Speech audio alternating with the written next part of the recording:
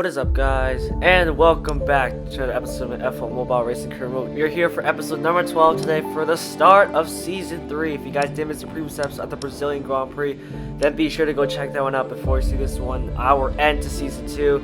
And we didn't get the big goal we wanted, but it was still a fantastic season. As you can see here, we had 3 race victories and a good, solid season overall, as we can now claim our medium team box, as you can see there, 20 chassis blueprints. But now we're going to be heading to see which team are we going to be signing for Season 2. And the 2 teams I was looking for were AlphaTauri and Ferrari. And I was really, thinking about, like, what team am I going to sign for? Because I had no idea, what these teams were going to be bringing to me. And they had 2 very different setups. AlphaTauri has more of a power-based setup, while Ferrari had more of the chassis and the aerodynamics. So I was really debating through it. And after a long time deciding, I decided to sign with AlphaTauri for Season 3.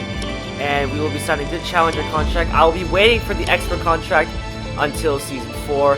But anyways, this is our new team for Season 3. And as you can clearly see here is our new garage. And we can upgrade our chassis from level 0 to level 1, and obviously I know this is not going to do anything. And yeah, but we do have enough for a second upgrade from level 1 to level 2.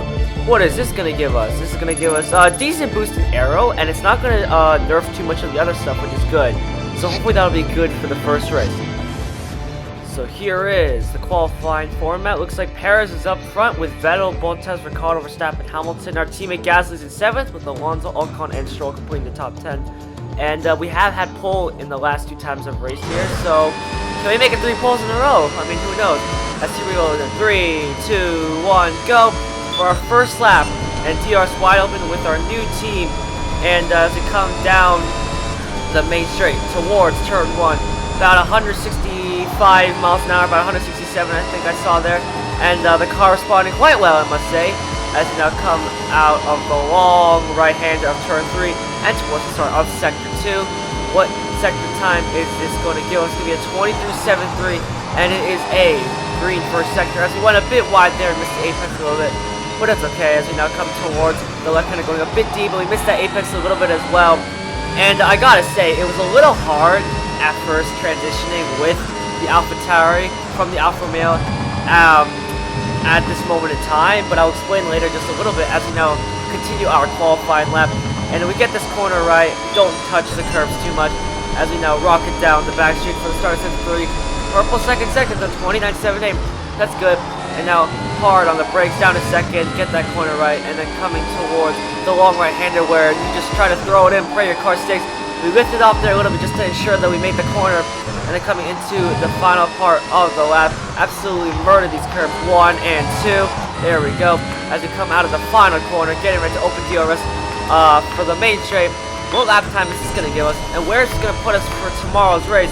Here we go, then charging towards the line, across the line, and it's going to be pole position yet again, and this time by pretty much 3 whole seconds ahead of the likes of Bottas, Perez, Vettel, Ricciardo, Verstappen, Hamilton, and a few others.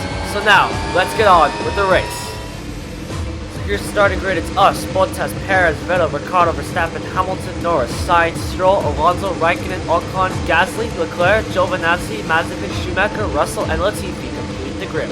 So, here we go, as we get ready then to 5 red lights for the Spanish Grand Prix, our debut with AlphaTauri here in Spain, and it's lights out, and away we go. And it's a good start from us against Valtteri Bottas, as he now tries to move over to cover off Sergio Perez, who's now rocket towards turn 1, who's going to come out on top. We look back to see Bottas still holding on Perez. Now Vettel could be getting to it as Bottas goes to defend against Sebastian Vettel. We go into the first turn very well, and we managed to build a gap to Valtteri Bottas as they squabble away. See who's going to take second place. Looks like Perez is going to come out on top. But now we got some clean air to try and push away from them. Coming towards the start of sector 2. It's a good start from us, so hopefully we can keep this momentum into the latter stages of the Grand Prix. I do want to talk about this car though. The AlphaTauri, it was a struggle for me at first, especially because the way this halo is designed. It was a little hard to see the road at first because I was so used to the Alfa Romeo one. So it was a little odd, but I got used to it pretty quickly. And the car itself, there was a big downside to it, but it was also a big advantage considering the Alfa Romeo as well. And the downside I will say is it feels pretty heavy and it understeers a little bit in the corners, as you can see here.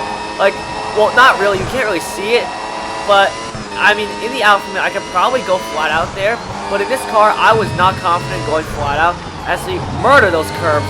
Absolutely, just, I don't know, we set them to like the shadow realm, apparently. And as we start the next lap of the Spanish Grand Prix, it does feel understeering.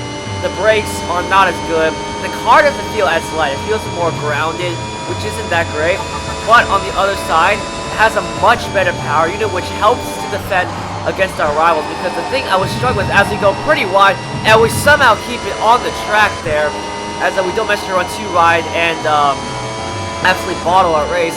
But the thing about this car is that it has a very good power unit compared to the Alfa Romeo, which, like I said, would help to battle our rivals and try to stay ahead of them, because in the AlphaTauri I was struggling to try and keep up on the long straights because I had no power.